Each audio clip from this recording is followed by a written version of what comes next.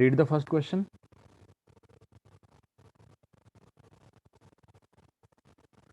A telescope is used to resolve two stars separated by separation between the stars. I will call this separation as a small d.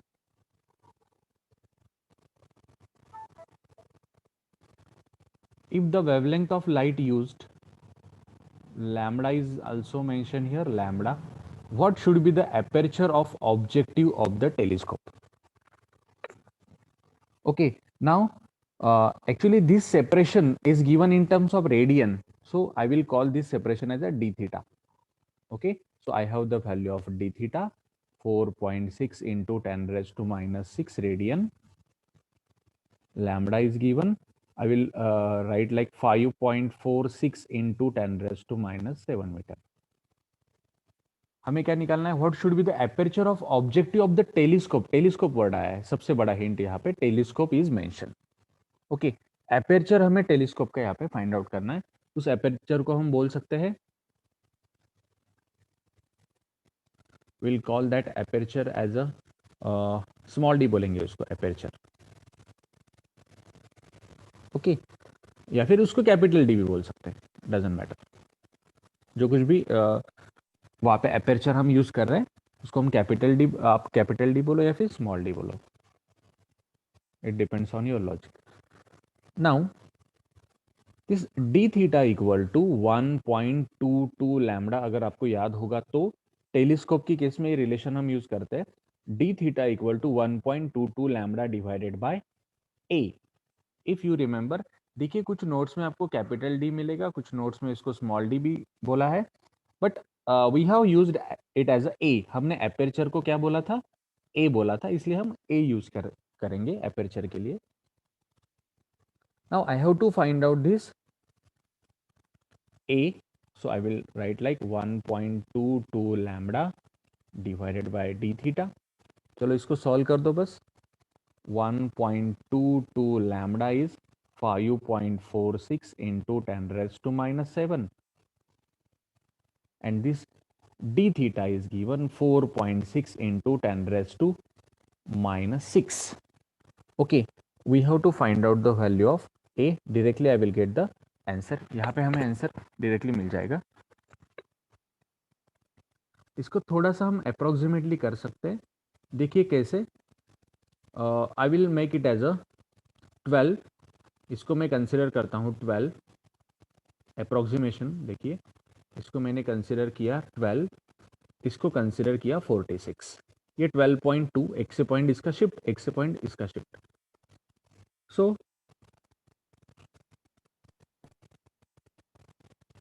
Okay, यहाँ पे मैंने पकड़ लिया इसको 4, 1/4. 1/4 into 5.46 into 10 raise to minus 1 बचेगा इधर. So it is 5.46 into 10 raise to minus 1 divided by this 4. मतलब मेरा आंसर कैसे आएगा? देखो 1 पॉइंट समथिंग मेरा आंसर आएगा. 1 point something into 10 raise to minus 1. मतलब मुझे ऐसा ऑप्शन टिक करना पड़ेगा जिसमें 0.1 समथिंग होगा. अब देखिए यहाँ पे 0.1 समथिंग एक ही ऑप्शन में मुझे दिख रहा है. Option A is correct. इस तरीके से आपको इसको शॉर्टकट में करना है.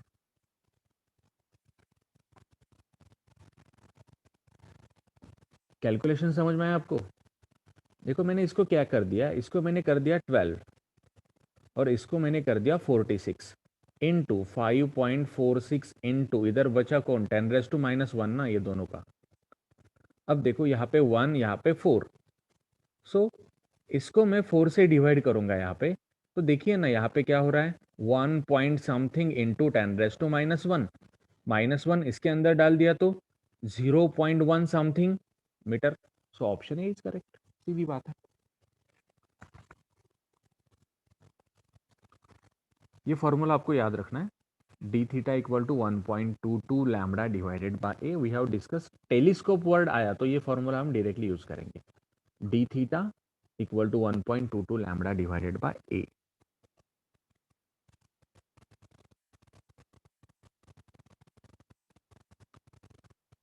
A parallel beam of light of wavelength 500 nanometer falls on a narrow slit. एक नैरो स्लिट है हमारे पास और यहाँ पे एक वेवलेंथ फॉल हुआ है 500 nanometre. Resulting diffraction pattern is observe on a screen 1 metre away. Screen कितने डिस्टेंस पे है? 1 मीटर डिस्टेंस पे स्क्रीन है. It is observe that the first minima is at a distance of 2.5 mm from the centre of the screen. ये जो screen का centre है इससे 2.5 mm पे 2.5 mm पे फर्स्ट मिनिमा है. मिनिमा का नंबर कितना है? फर्स्ट है, फर्स्ट मिनिमा है. The width of the slit is, width हमें स्लिट का निकालना है. विड्थ ऑफ द स्लिट को हमने ए बोला था अगर आपको याद होगा तो. Okay, now here we will go for the relation. देखिए n lambda capital D by small d. Small d की जगह पे क्या आता है? मैंने आपको लॉजिक बताया था इसका कि स्मॉल डी की जगह पे यहाँ पे क्या आता है? ए आता है क्योंकि ये सिंगल स्लिट वाला है. सो यहाँ पे आएगा x. X equal to n lambda capital D by small d रहता है. ये कब रहता है? वाई डी एस ई में रहता है. X equal to n lambda capital D by small d. जब सिंगल स्लिट का एक्सपेरिमेंट आता है तो ये स्मॉल डी की जगह पे हमें ए लिखना पड़ेगा. ओके, बाकी कुछ भी चेंज नहीं है. X equal to n lambda capital D divided by a. अब देखो मुझे यहाँ पे ए फाइंड आउट करना है.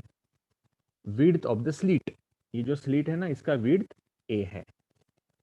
So a equal to n lambda capital D divided by x. Okay, अब देखो यहाँ पे एन का वैल्यू कितना है? 1 दिया है. मिनिमा का कंडीशन है, याद रखो आप, मिनिमा का कंडीशन हम यहाँ पे यूज कर रहे हैं. N is 1, lambda is given 500 into 10 raised to minus 9 meter. Capital D is given again 1 and x. X is distance on the screen ना, ये screen के ऊपर का distance x है. It is 2.5 into 10 raised to minus 3. X is the distance on the screen. X ये distance on the screen होता है, हमेशा याद रखो. N number of that minima, lambda wavelength, capital D is the source and screen का distance and x is the distance of that band on the minima या फिर maxima on the screen. Now यहाँ पे चलो इसको simplify कर दो बस. I will write it as a 50 into 10 raised to minus 8. 10 raised to 1, ये 10 raised to 1 and ये इसका 10 raised to minus 1 कैंसिल हो गया दोनों. यहाँ पे 25 into 10 raised to minus 4, तो it is 2 into 10 raised to minus 4 आएगा. ए आएगा 2 into 10 raised to minus 4. अब ऑप्शंस देखिए आप, 0.2, 1, 2, 1.5 एंड सबके सब नैनोमीटर में है. ओके, नाउ यहाँ पे जो ऑप्शन दिए गए हैं नैनोमीटर में, यहाँ पे एक ऑप्शन मिलीमीटर में होना चाहिए. आई थिंक यहाँ पे थोड़ा सा उन्होंने ऑप्शन में ही गलत दिया है. This option A should be 0.2 mm. सब नैनोमीटर में मैच ही नहीं होगा ना, क्योंकि देखो यहाँ पे 2 into 10 raised to minus 4 metre आया है. 2 into 10 raised to minus 4 यहाँ पे आया है. अब देखो नैनोमीटर के साथ मैचअप ही नहीं हो सकता है अगर आपने वैल्यूज देखे तो मिलीमीटर के साथ मैचअप हो सकता है. कैसे? 2 into 10 raised to minus 1 millimeter means 0.2 millimeter. So option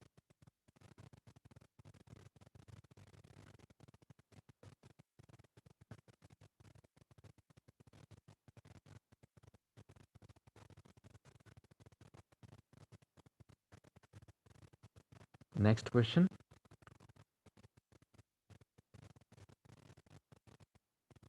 Read the next question. It should be diffraction. A diffraction pattern is obtained by using a beam of red light. what will happen if the red light is replaced by blue light? Bands appear, band becomes broader and farther apart, no change will take place, diffraction band becomes narrow and crowded together.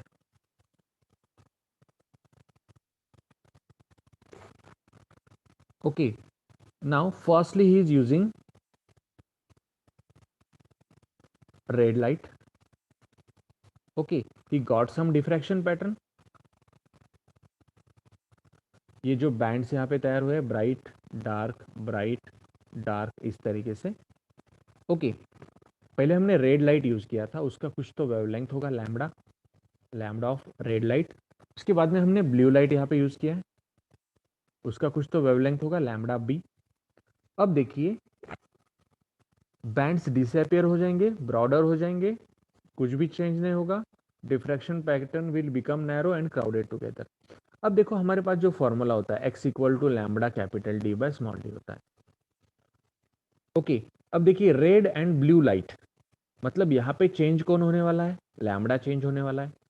Red light जब आया तब lambda are, blue light के लिए lambda B. Capital D change नहीं होगा, small D भी change नहीं होगा. सोर्सेस के बीच का डिस्टेंस चेंज नहीं किया है, सोर्स एंड स्क्रीन के बीच का डिस्टेंस भी चेंज नहीं किया है, मतलब x is directly proportional to lambda. इस रिलेशन के हिसाब से यहाँ पे चेंज होना चाहिए. कैपिटल डी स्मॉल डी दोनों कांस्टेंट है, x is directly proportional to lambda. अब देखिए wavelength of red light and wavelength of blue light. Red light का वेवलेंथ सबसे ज्यादा होता है, बराबर है. मतलब जब हमने यहाँ पे रेड लाइट फॉल किया था तब x हमें कैसा मिला? लार्जर मिला, बड़ा मिला रेड लाइट के लिए. अब देखो जब हमने ब्लू लाइट यूज किया तब कंपेरेटिवली x कैसे मिलेगा? स्मॉलर मिलेगा, क्योंकि वेवलेंथ ऑफ रेड लाइट बड़ा होता है as compare to the blue light. मतलब x का वैल्यू जो है रेड लाइट के केस में लार्जर होगा एंड ब्लू लाइट के केस में कंपेरेटिवली स्मॉलर होगा. स्मॉलर होगा means diffraction band becomes narrow and crowded together ना. देखिए x कैसे होगा? स्मॉल होगा. x कैसे होगा? स्मॉल होगा. x मतलब क्या? ब्राइट एंड ब्राइट के बीच का डिस्टेंस मतलब x. ओके, मतलब ये जो डिफ्रैक्शन बैंड से ये कैसे हो जाएंगे? नैरो हो जाएंगे. एंड x छोटा हुआ है ना, x छोटा हुआ है मतलब ये ब्राइट एंड डार्क क्या हो जाएंगे? एक दूसरे के ज्यादा नजदीक आ जाएंगे. समझो फर्स्ट केस में ऐसा है ब्राइट ब्राइट डार्क इस तरीके से. रेड लाइट के लिए जब मैं ब्लू लाइट यूज करूंगा तो ये डिस्टेंस कम हो जाएगा, ब्राइट के बाजू में आ जाएगा थोड़ा सा डार्क, और नजदीक आ जाएगा ब्राइट, और नजदीक आ जाएगा डार्क. मतलब ब्राइट का डार्क का डिस्टेंस यहाँ पे कम हो जाएगा. मतलब they will get crowded together, they will get crowded together and diffraction band becomes narrow. Band भी नैरो हो जाएगा and they will become crowded together. So option D is correct. देखिए बैंड तो डिसअपियर होगा नहीं, बैंड ब्रॉडर होगा नहीं, एक दूसरे से दूर जाएगा नहीं क्योंकि एक्स यहाँ पे कम हो रहा है. No change will take place, ऐसा तो होगा नहीं. So option D is correct.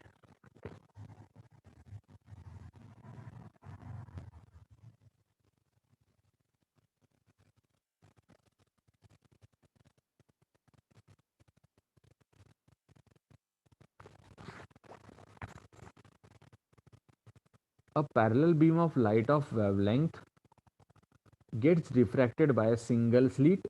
देखिए हिंट आप देखते जाइए थोड़ा सा. सिंगल स्लीट वर्ड आया है, सिंगल स्लीट एक्सपेरिमेंट हमने देखा था, ये लैम्बडा है. और सिंगल स्लीट एक्सपेरिमेंट में आपको याद होगा तो विड्थ को हमने ए बोला था. The angular position of the first minima of diffracted light is. First minima उसने बोला है, मिनिमा बोला है, फर्स्ट मिनिमा. ओके, अब देखिए इफ यू रिमेंबर मिनिमा का कंडीशन सिंगल स्लिट के लिए क्या था? A sine theta equal to n lambda. This was the condition for minima, a sine theta equal to n lambda. ना हमें ए का वैल्यू यहाँ पे फाइंड आउट करना है, सॉरी थीटा का वैल्यू हमें यहाँ पे फाइंड आउट करना है, क्योंकि यूनिट देखिए ऑप्शन में रेडियन है, मतलब हमें यहाँ पे थीटा फाइंड करना है। So sine theta equal to n lambda divided by a. N कौन से नंबर का मिनिमा है? फर्स्ट नंबर का मिनिमा है।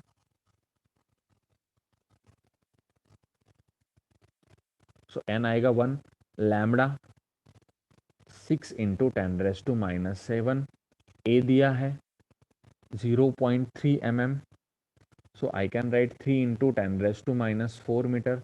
सो ये आना चाहिए 2 × 10⁻³ radian, 2 × 10⁻³ radian. Option A is correct. याद रखो सिंगल स्लीट वर्ड आया है, hint single slit, after that first minima. First minima, minima का कंडीशन होता है a sine theta equal to n lambda. N is that minima number, lambda wavelength, a width of the slit, theta is the angular position.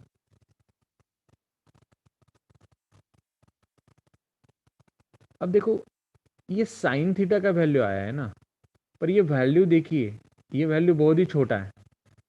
So sine theta is approximately, will consider it as a theta 2 × 10⁻³ mm, इसलिए मैंने इसको directly टिक कर दिया, क्योंकि ये कितना है 0.002 है, बहुत ही छोटा है। तो sine theta is approximately equal to theta here. So theta का वैल्यू 2 × 10⁻³ mm आ गया। Sir it should be radian not mm, radian, angle है ना theta, radian.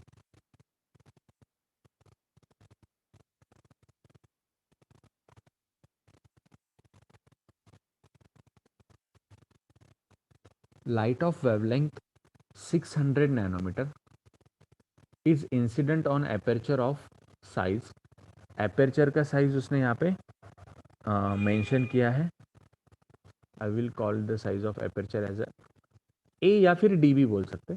The distance up to which light can travel such that it spreads is less than the size of the aperture is. इस type का एक question हमने class में किया था, NCERT में दिया है क्वेश्चन इस टाइप का। Okay, the distance up to which it spreads, okay, इस डिस्टेंस को बोला जाता है फ्रेजनेल डिस्टेंस। इस डिस्टेंस को क्या बोलते हैं हम? फ्रेजनेल डिस्टेंस इसको हम बोलते हैं, जेड एफ, और इसका रिलेशन आता है d² बाय लैम्बडा। अब देखिए d का वैल्यू आपको दिया है, d कितना दिया है 2 × 10⁻⁻, ये नैनोमीटर नहीं है, यहाँ पे एक करेक्शन है, it should be millimetre. So it is 2 × 10⁻³ का square, lambda is 600 × 10⁻⁹ metre. Okay, अब देखो इसको हमें सिंप्लीफाई करना पड़ेगा। हमने यहाँ पे d का स्क्वायर कर दिया डिवाइडेड बाय लैम्बडा। d 2 × 10⁻³ है, लैम्बडा 600 × 10⁻⁹ है। So it is 4 × 10⁻⁶ divided by 6 × 10⁻⁷. So it is 2/3. It is 2/3 into, so it is 20/3. देखो ये दोनों को अगर सॉल्व किया तो ऊपर 10⁻+1 आएगा, सो ये हो जाएगा 20/3।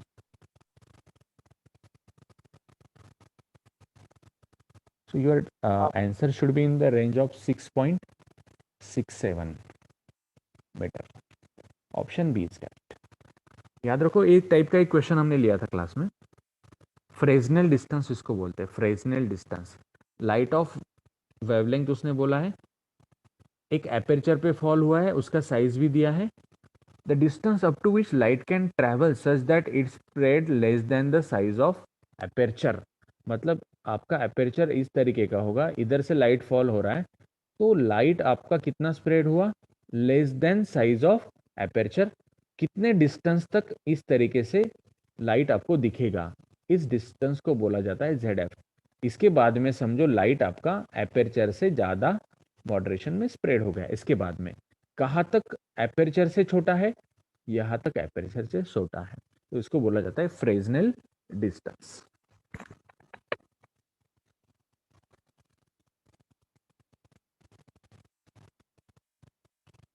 Read the next one. अभी जस्ट इस टाइप का प्रॉब्लम हमने सॉल्व किया था। The angular resolution of 10 centimetre diameter telescope word आया है, वापस से टेलीस्कोप वर्ड आया है। प्रीवियस प्रॉब्लम में मैंने बोला था टेलीस्कोप वर्ड वहाँ पे जब आएगा तब हमें क्या करना है, ये लैम्बडा दिया गया है। ओके, एंगुलर रिजोल्यूशन हमें यहाँ पे फाइंड आउट करना है। ऑप्शन देखिए रेडियन में, मतलब हमें डी थीटा फाइंड आउट करना पड़ेगा। टेलीस्कोप का जो फॉर्मूला होता है अभी हमने यूज किया था, d theta equal to 1.22 lambda divided by a. अब डी थीटा ही यहाँ पे फाइंड आउट करना है। 1.22 lambda 5 into 10⁻⁻7 divided by A, it is 10 into 10⁻²। Okay, now यहाँ पे ऑर्डर उसका हमें फाइंड आउट करना है, डायरेक्ट वैल्यू नहीं फाइंड आउट करना है, ऑर्डर फाइंड आउट करना है। नाउ ऑर्डर जब हम फाइंड आउट करने जाएंगे, ये दोनों को अगर मैंने सॉल्व किया तो यहाँ पे बचेगा कितना, 10⁻⁻1 बचेगा। अब देखो यहाँ पे 1.22 इंटू 5 इंटू दिस 10⁻⁻6। ओके, अब देखो हमें ऑर्डर यहाँ पे फाइंड आउट करना है, तो ऑर्डर निकालने का जो तरीका होता है वो हमें यहाँ पे यूज करना पड़ेगा।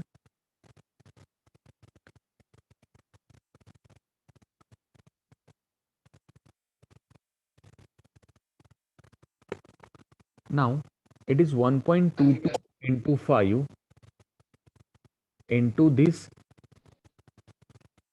यहाँ पे 10⁻⁻1 बच गया, यहाँ पे फाइनली बचेगा 10⁻⁻6। नाउ यहाँ पे ऑर्डर कितना आएगा, 10⁻⁻6 आएगा ना रेडियन में, it should B 10⁻⁻6। Option D is correct.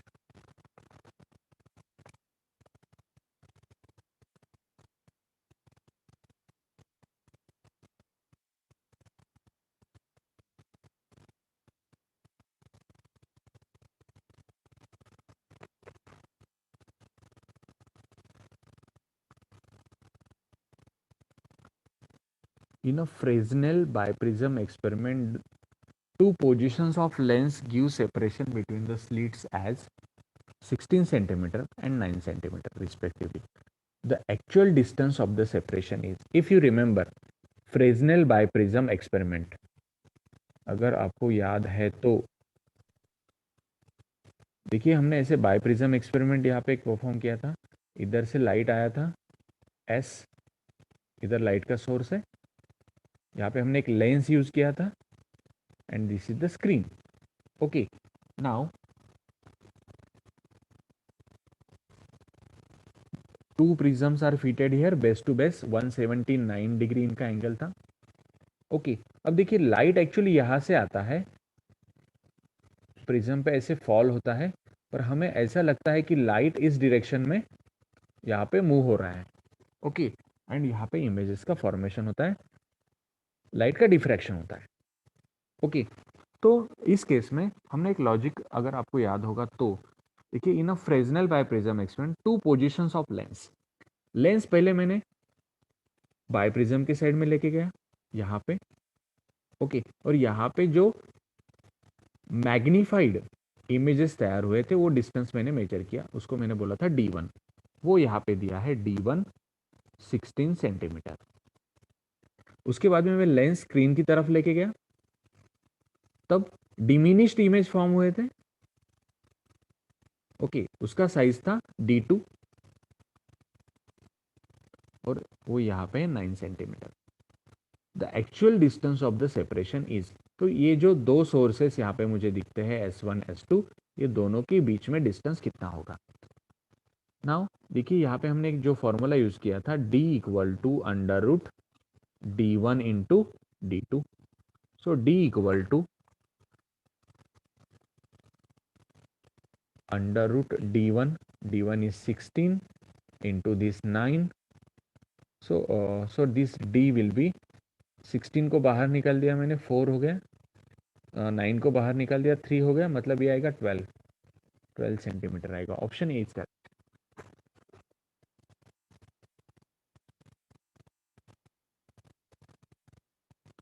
फ्रेजनेल biprism experiment.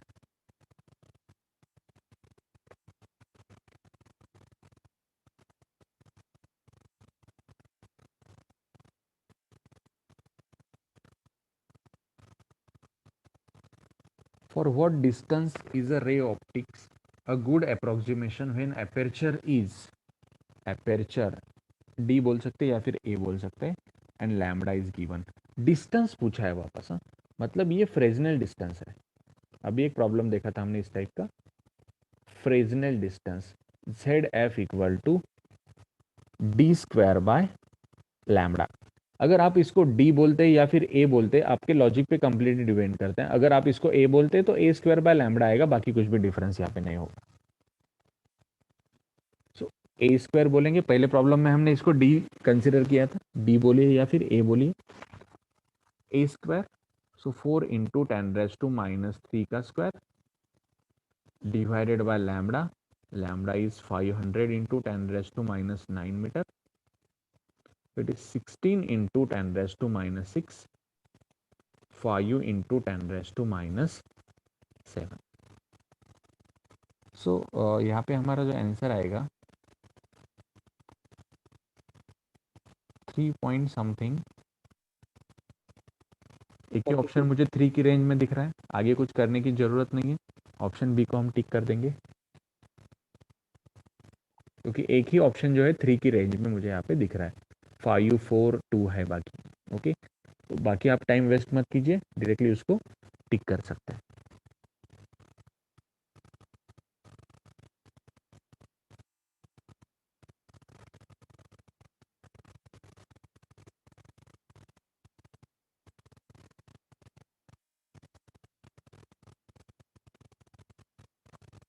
For the same objective what is the ratio of least separation between 2 points to be distinguished by a microscope for the light। Wavelength दिया है, wording थोड़ा सा अलग दिया है यहाँ पे, wording को नहीं डरना है। वेवलेंथ दिया है and electrons accelerated through voltage 100 volt. Electron का एक्सेलरेशन यहाँ पे उसने बोला है at 100 volt, used as a illuminating substance. Okay, for the same objective what is the ratio of least separation between 2 points बोला है to be distinguished by the microscope. Very important word again here, microscope word यहाँ पे आया है। Okay, and electron आया है 100 volt, यहाँ पे वोल्टेज उसका दिया है। अगर आपको याद होगा तो मैंने इसका आपको एक शॉर्टकट ट्रिक बताया था। माइक्रोस्कोप वर्ड आया, पहले 2 प्रॉब्लम मैंने टेलीस्कोप के लिए, ये माइक्रोस्कोप है। Microscope, if you remember the trick of the microscope, lambda equal to 2 into lambda equal to DNA बोला था ना, लैम्बडा इक्वल टू DNA। सो lambda equal to D into NA। NA numerical aperture होता है। अब देखिए ये जो न्यूमेरिकल एपर्चर यहाँ पे होता है तो उसका फॉर्मूला 2 साइन अल्फा रहता है। Lambda equal to D NA, देखो लैम्बडा इक्वल टू DNA, याद रखने के लिए आसान जाएगा आपको। Lambda equal to D, numerical aperture directly नहीं दिया है, 2 साइन अल्फा में न्यूमेरिकल एपर्चर को लिख सकता हूँ।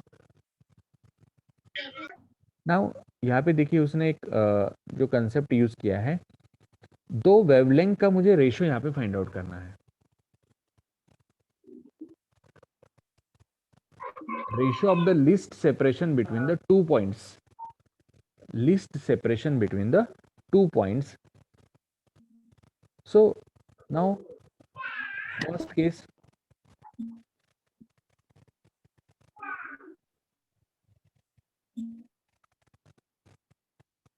यस, अब देखिए lambda equal to D into 2 sine alpha, ये हमारा फर्स्ट केस हो गया। अब सेकंड केस में उसने इलेक्ट्रॉन यहाँ पे मेंशन किया है। इलेक्ट्रॉन की केस के लिए if you remember lambda equal to 12.27 divided by under root V, ये हमने एटम मॉलिक्यूल न्यूक्लियर में ये रिलेशन हमने देखा था। तो लैम्बडा देखो यहाँ पे कैसे आएगा, 12.27 divided by under root V ना, मतलब अंडर रूट 100। सो ये अंडर रूट 100 मीन्स 10, ऊपर गया तो -1 हो जाएगा, 1.227 आएगा। फिर ये बाय डिफॉल्ट एंगस्ट्रॉन्ग में रहता है। ओके, अब देखो यहाँ पे d1/d2, d is directly proportional to lambda ना, d is directly proportional to lambda, d1/d2 means lambda 1/लैम्बडा 2 है। अब देखिए लैम्बडा 1 का वैल्यू तो हमें दिया है ना, लैम्बडा 1 का वैल्यू कितना दिया है 5000, एंड लैम्बडा 2 कितना आया अभी 1.227। इन दोनों को बस सिंप्लीफाई कर दो, 5000 से छोटा मेरा आंसर आना चाहिए, ऑप्शन डी 5000 से बड़ा है, मतलब ये 3 में से मेरा आंसर होना चाहिए। अगर इसको आपने सिंप्लीफाई किया तो 4075 आना चाहिए आपका आंसर, 4075। देखिए इसमें उसने थोड़ा सा कंफ्यूज किया है, उसने क्या बोला है, ऑब्जेक्टिव के बारे में बोला है, for the same objective what is the ratio of least separation between the 2 points, मतलब पहले केस का D1 एंड दूसरे केस का D, पहले केस का D एंड दूसरे केस का D, ये दोनों का हमें रेशियो निकालना है। अब देखो lambda is directly proportional to D here, lambda यहाँ पे क्या हो रहा है, डायरेक्टली प्रोपोर्शनल टू D हो रहा है, न्यूमेरिकल एपर्चर। अब देखिए केस 2 में उसने क्या बोला है, इलेक्ट्रॉन मेंशन किया है एंड उसका वोल्टेज दिया है, तो वहाँ पे मुझे एक सेकंड वाला लैम्बडा मिल जाएगा, उसको मैं लैम्बडा 2 बोलूँगा।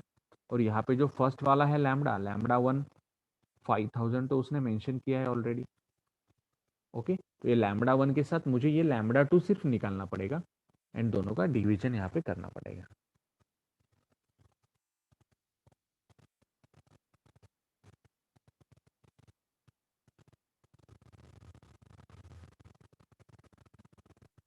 सर स्क्रीनशॉट घ्यायचा होता।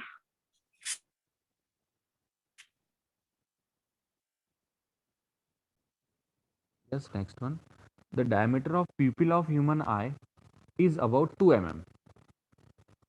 Human eye is most sensitive to the wavelength, wavelength भी दिया है, limit of resolution of human eye। अब देखो लिमिट ऑफ रिजोल्यूशन का जो फॉर्मूला है, आज हम तीसरी बार इसका प्रॉब्लम सॉल्व कर रहे हैं। D theta equal to 1.22 lambda divided by a, limit of resolution, limit of resolution d theta equal to 1.22 lambda divided by a. So d theta equal to 1.22 lambda, 1.22 into 5.55 into 10 raised to minus 9, a कितना दिया है 2 into 10 raised to minus 3। Okay, बस इसको simplify कर दो, it is in the range of, देखो इसको 1, 0.6, 1। अब ये दोनों को अगर हमने सिंप्लीफाई किया इंटू 10⁻⁻⁴ अगर कर दिया तो ये आएगा 3.39 इंटू 10⁻⁻⁴। ओके, क्योंकि डिवीजन में 10⁻³ भी यहाँ पे ऊपर पास हो जाएगा। अब इसको मुझे कन्वर्ट करना पड़ेगा। अब देखिए ये जो आया है आंसर, ये रेडियन में यहाँ पे आया है, this answer is in radian, इसको हमें कन्वर्ट करना पड़ेगा। So 3.39 into 10⁻⁴, 180 by pi। Okay, and options are given in minute. इसका जो कैलकुलेशन आएगा ना पूरा, इसको मल्टीप्लाई करना पड़ेगा इनटू 60, 60 से इसको मल्टीप्लाई करना पड़ेगा, then you will get the final answer. और आपका आंसर आना चाहिए 1.2 मिनट। ये क्रॉस चेक आप कर लीजिए, इसका कैलकुलेशन आपको करना है।